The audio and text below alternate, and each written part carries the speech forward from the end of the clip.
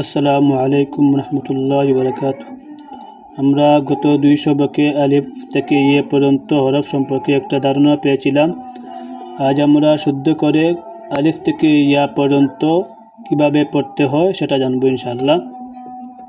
আমি আপনাদেরকে মনোযোগ দিয়ে দেখার জন্য বলছি, একটু খেয়াল করবেন, লক্ষ্য করবেন। দেখুন কিভাবে পড়ছি। বিসমিল্লাহির রহমানির রহিম। আলিফ বা আলিফ যখন বলবেন, আলিফটা আপনার দ্রুত বলবেন, তাড়াতাড়ি বলবেন, কেননা আলিফ লম্বা হয় না, আলিফ কাটো হয়। বাকি যেগুলো হরফ আছে সবগুলো লম্বা হয়, এবং আলিফ এবং হামজা বাদ দিয়ে বাকিগুলো লম্বা হয়। দেখুন, আলিফ, বা, তা, সা। সা যখন উচ্চারণ করবেন তখন জিহ্বার আগা সামনের উপরে যে দুইটি দাঁত আছে সেই দুই দাঁতের আগার সঙ্গে লাগিয়ে উচ্চারণ করবেন। সা, জিম, হা। হা যখন উচ্চারণ করবেন তখন নিজের গলার মধ্যে আওয়াজ দিবেন, শক্ত করে গলার মধ্যখান থেকে আসবে, যেহেতু গলার দিকে চাপ দিলে, আওয়াজে চাপ দিলে তখন হা আসবে, নতুবা হা হয়ে যাবে। হা, খ, দাল, জাল। জাল এবং সা উভয়টি সমান, অর্থাৎ উভয়টির মাখরাজ আরবি হরফ উচ্চারণের স্থান হলো একই।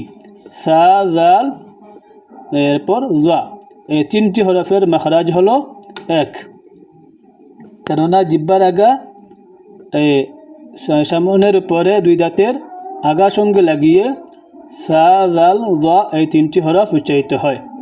অতএব দাল বলার পর জাল যখন বলবেন তখন জিহ্বার আগা সামনের যে উপরে দুইটি দাঁত আছে সেই দুই দাঁতের আগার সঙ্গে লাগাবেন, হালকাভাবে লাগাবেন। জাল, র, জা, সিন, শিন, সদ।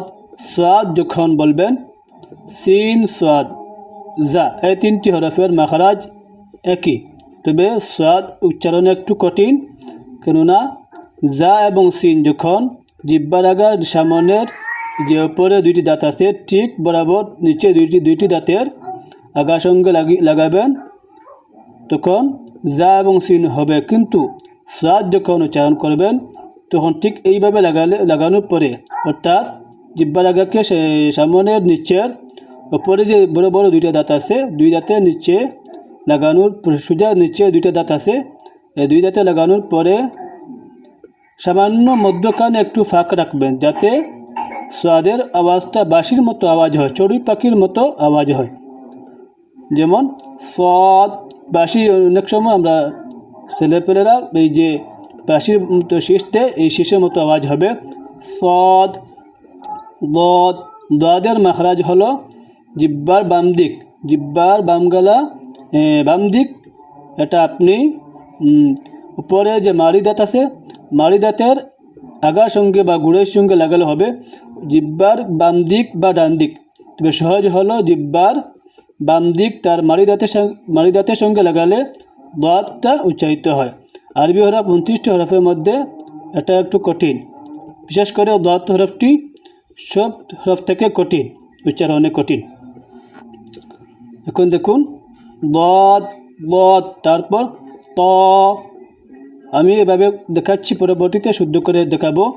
ত, ত এবং তা। তা, দাল, ত এই তিনটি হরফের মাখরাজ হলো একই, অর্থাৎ জিহ্বার আগা ত, জিহ্বার আগা সানায়া উলিয়া।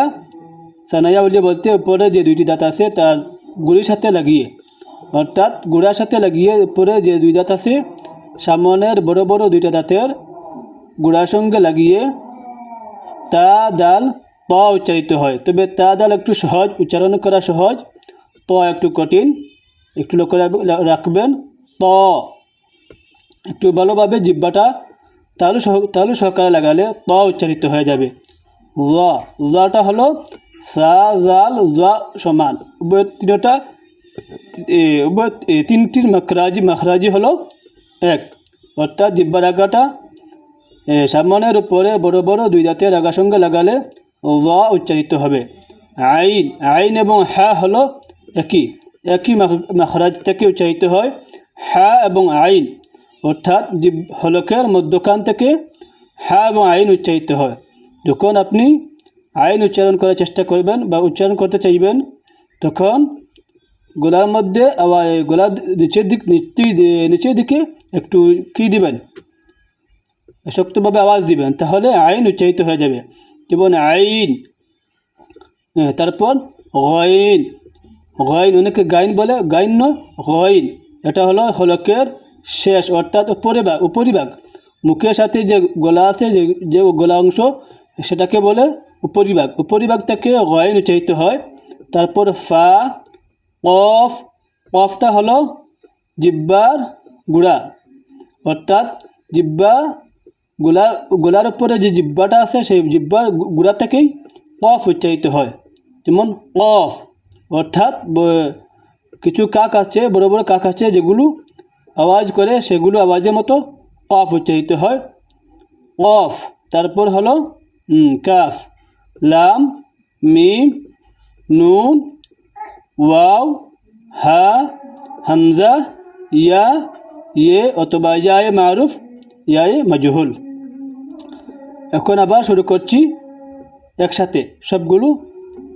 আলিফ, বা, তা, সা, জিম, হা, খ, দাল, লাল, র, জা, সিন, শিন, صاد, ضاد, طا, ظا, عين, غين, فا, قاف, كاف, لام, ميم, نون, واو, হা, হামজা, ইয়া, ইয়ে।